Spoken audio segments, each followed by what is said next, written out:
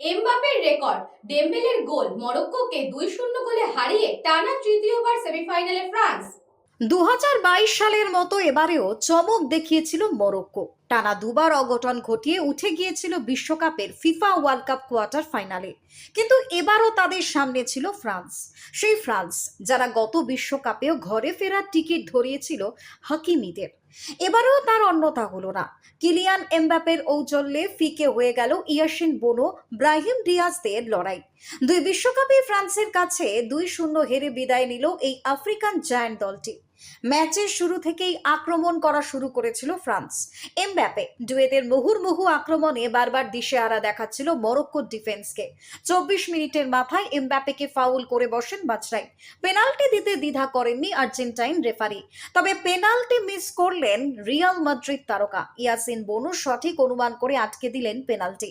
এরপরেও চেষ্টা করতেই থাকেন ডেম্বেলেরা, কিন্তু গোল আর আসেনি। দ্বিতীয়ার্ধের শুরু থেকে আরো ভয়ঙ্কর লাগতে শুরু করে ফ্রান্সকে। একের পর এক আক্রমণ করতে থাকেন ফ্রান্সের অ্যাটাক বিভাগ। 60 মিনিটের মাথায় অবশেষে ডেডলক ভেঙে ফ্রান্স। মরক্কোর 3 ডিফেন্ডার থাকা সত্ত্বেও বক্সের বাইরে থেকে দুরন্ত বাঁক খাওয়ানো শটে দুর্দান্ত এক গোল করলেন এমবাপে। এ নিয়ে চলতে বিশ্বকাপে 8 এবং ক্যারিয়ারে মোট 20টি বিশ্বকাপ গোল হয়ে গেল তার। এর মিনিট 5 মধ্যেই আবারও গোল। এবার করলেন ডেম্বেলে।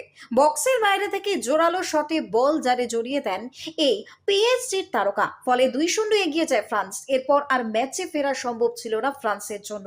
হলো তাই, গোটা ম্যাচে হাতে গোনা কটি আক্রমণ ছাড়া ফ্রান্সের বক্সে ঢুকতে পারেনি মরক্কো।